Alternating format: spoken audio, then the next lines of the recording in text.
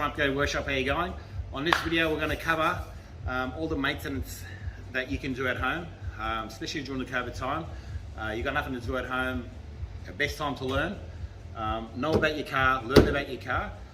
So I'll be going through the basics of how to do the maintenance on your car in between services, or you don't need to wait for a service to check these actual the oil levels and your fluid levels and tire pressure and kind of stuff. So I'll be going through that, showing you the basics on how to do it.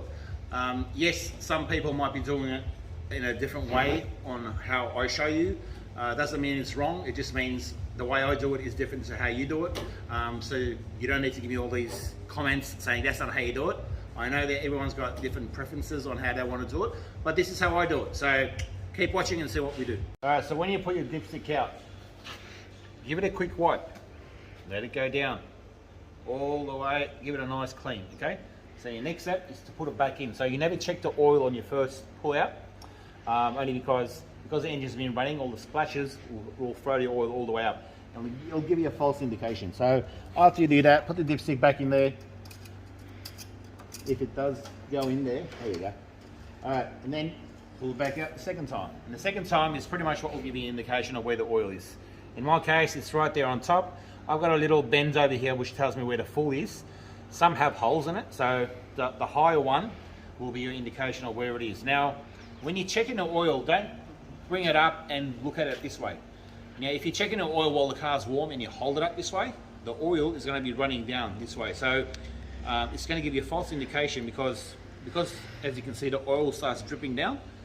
It seems like it's full, but in most cases it won't be. So when you're checking the oil, you got to make sure your dipstick is facing down. So the oil will run back down from here. It'll give you exact indication of where the oil is. That's one. Okay, the second thing I want to talk about, which is very important in my case, what I think anyway. Now your brake fluid level. Now if you have a look at this, you got an indicator, you got max and minimum, okay?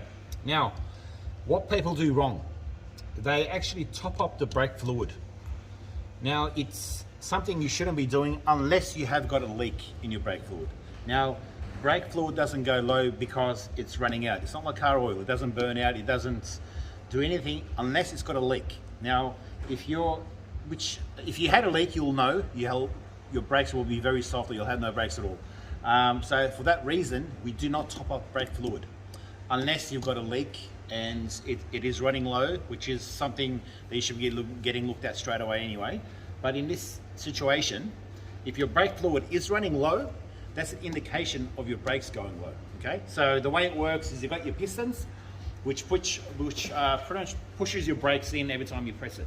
Now, the oil is what pushes the brakes in and out, okay? So the reason why it's going low, if your brakes are wearing out, that means the pistons are going in closer and closer, which pushes the oil much lower, yeah? So your indication from maximum will go to minimum. Now, that's a good indication that your brakes are running low. Instead of waiting for this to start grinding and making noise and you're going, oh, I think there's something wrong with my brakes. Best indication is your brake fluid. If you have a look at that and it's going lower than where it should be, that's an indication your brakes are getting low. So which means you don't top up your oil, because the trouble that gives us as people who service the cars, as we're pushing the pistons back because we're putting the new brake pads, now as we're pushing that piston back, which you have to do with a tool, that pushes the fluid back up from here. So as we push that, this brake fluid starts going up higher and higher.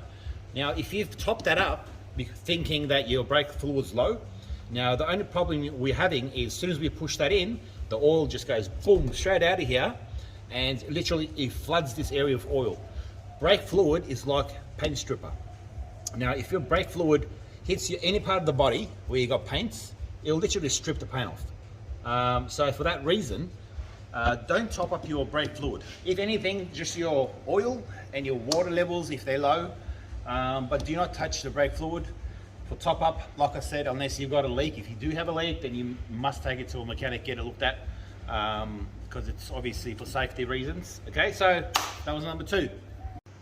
All right, the other oil that I want to, the check I should be talking about, is the transmission oil. Now, if you have a look on this engine, now on my engine it's a manual transmission, so they will not have that. On automatic transmissions, if your car's automatic, you will have a secondary dipstick. Now that will be located, if it's an engine that's a rear-wheel drive, like this one, it will be located pretty much at the back. Now, if you've got a front-wheel drive car, or a four-wheel drive, I should say, or the engine's sideways, so to speak, your dipstick that you're looking for transmission one will be behind where your fan belts and stuff are. So in this, pretty much, have a look at this car, the way it is, it will be in this location. So this will be on this side, or if your belts are on that side, it'll be on that side. So the way to check that, on most cars, you should be running. Now, you need to start the car to check your transmission oil. Pretty much start the car, pull the dipstick out, and it's the same process as your oil, the dipstick, how to check it. Okay, so that's how you check your transmission oil. Don't check it while the car's off, because it's not going to give you any indication. You need to have this car started to show you exactly where the level should be. Okay, so keep that in mind. Next, this one is your power steering oil. Now, the way you want to check that, now you first need to locate it. It will most likely be a little bottle like this with a cap on it. Most of them, 90%, 95% of them will have power steering fluid written on top of the cap. All right, now, easy way of doing this, get the cap out. You've got an indication there. If it's full, it's full. If it's low, you can top it up. Now, the power steering oil, that most likely on, like I could say, 50% of the cars that are older cars, especially, they will have a leak in it, which will be like a sweat leak, which will make the fluid go low, obviously. Hopefully your one doesn't have a leak, but yes, we do top up the oil on the power steering. So we don't top up the brake fluid one, we top up the power steering one. Okay, keep that in mind, and that's pretty much one of the simple ones to check, actually.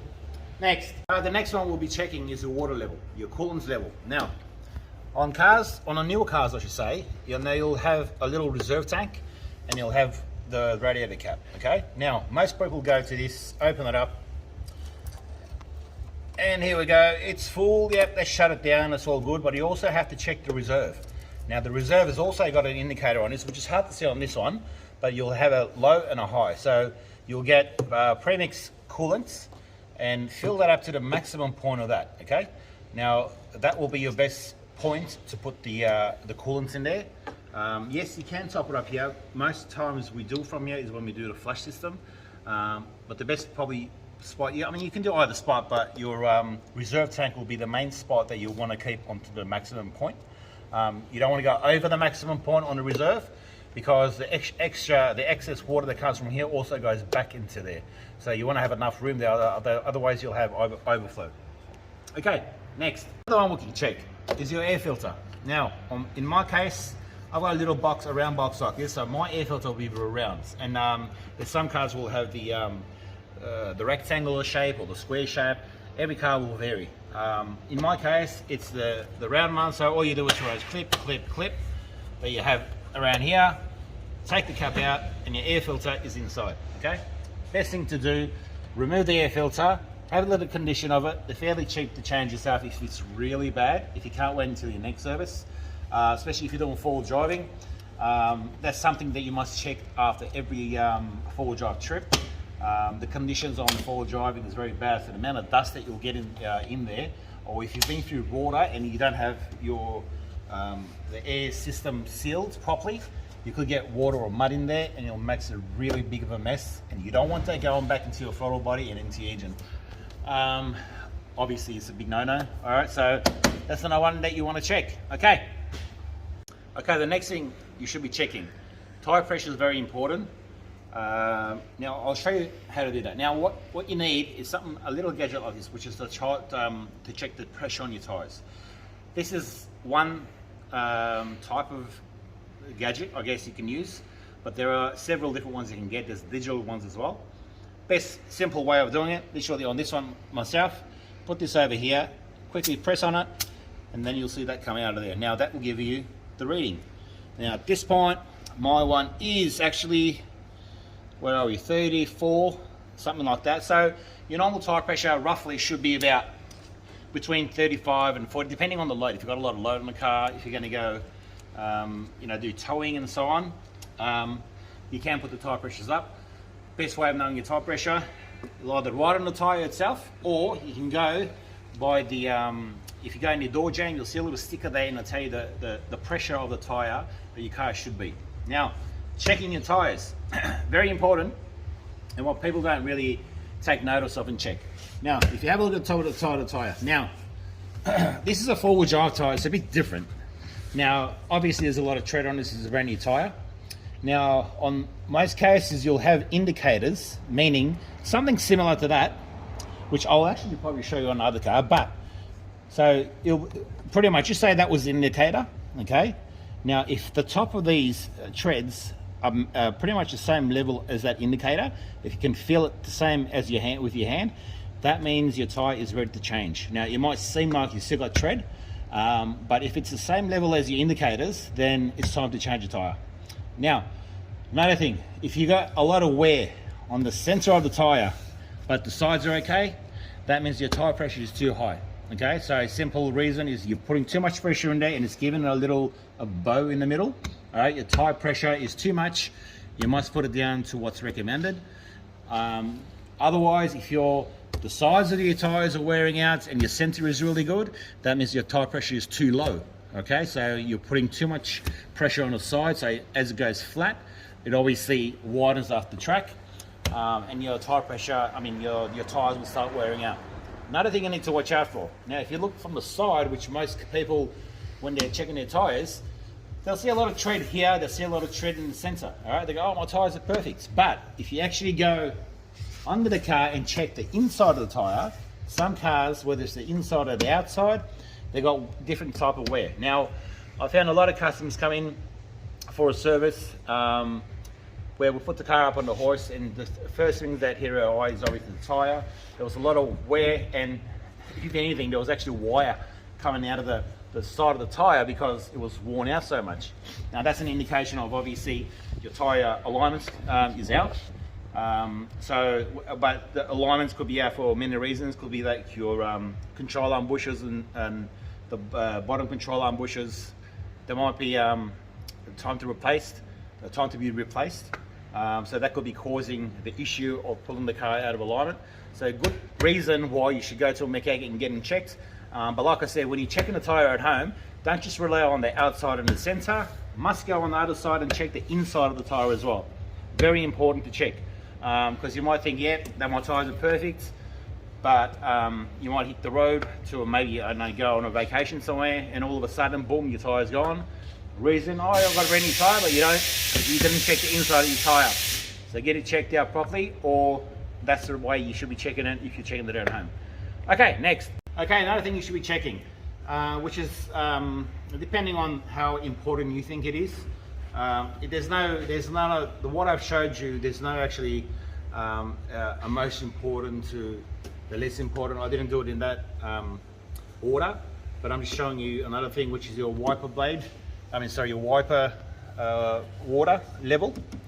Okay, so everyone should, or well, I expect anyway, for them to know where the washer bottle is. Okay, so every car will be different. In my case, it's right here. In most cases, you'll have a sign showing a windscreen. All you need to do is pop the cap up. In my case, I've got a tube. It will show me it will give me an indication of where the water is. If you don't, I don't really go by that. I just pretty much fill it up to the top. What I like doing is buying the actual, the proper solution for it. That actually gives you a nice clean on the windscreens when you do press the water. So it's not just water. You've got a bit of solution in there. It's pretty much like detergent, but it's not as strong. So it gives you a nice clean and gets rid of all the bugs and mud, dirt, whatever you got on there. So make sure you top that up. Another thing I want to talk to you about is wiper blades. Okay, now a lot of people change their wiper blades or get them replaced by the mechanics. Best way of doing this, to check it at home. Okay, now you run your hand through the rubber like this. If you feel any roughness or any bubble or any kind of dirt that's stuck on it, what I like doing is getting my nails like this and just rubbing it along, all the way along to the bottom. Now any dirt and grime that's stuck on there, you could pretty much see it on your hands. You can do that with a rag obviously if you want to do it properly. and then have a good inspection of it. So if your rubbers are moving nice and freely, that's nice. But if you see that it's in one direction like that, and it's just stuck like that, and that's the reason why you'll get all those jumping or the noise that you'll get. Another thing that happens is, see if you have a look here, you can see the dirt built up all along here. Now, if you see that your windscreen wiper is not wiping properly, doesn't necessarily mean that you need new wipers. All you need to do, get a nice clean rag or something like that, and just pretty much get rid of all that dirt and rubbish, and because all it is that dust gets stuck onto your wiper blades right along here, and that's what causes you all the noise, all the squeak noises you get, or all the dust that's built up will cause you to scratch your windscreen. All right, that's a big problem that we have with that. Another thing is, if you see a lot of so when you put your wiper blades on, and you know how you see like all rainbow colors and so on. Now that's caused by when it rains. Obviously on the road when you're driving, other cars and trucks that splash all the water back onto your windscreen. Now there's a lot of oil coming from other people's cars that's been leaking or whatever problems they have. So that splashes directly back onto your windscreen. So you pretty much get oil residue and stuff all in your windscreen. Okay, so if you're having that issue, best get whatever window cleaner product that you want to get. Give it a nice clean, wipe it down, and that should get rid of your problem. Now, the windscreen wipers also tend to have a lot of problem during summer. So what happens is, we live in Australia, so Australia problem is we get like 40-degree heats. The summer heat in Australia is pretty hot. As they say, you can cook an egg on your bonnet.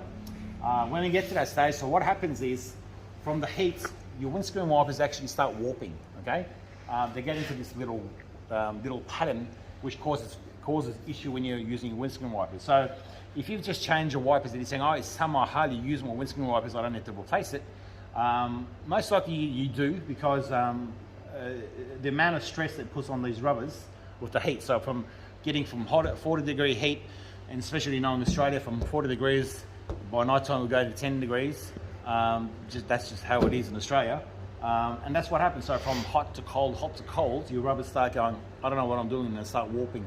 And for that reason, it's not going to wipe properly. So if you're getting those weathers and your windscreen wiper is giving you issues, most likely you need to replace it because it started warping. Okay, so even if you've replaced it not long ago, especially during the summer, the problem that you'll have, like I said, is from the hot cold, they start warping, and that's going to give you trouble. So you need to replace it.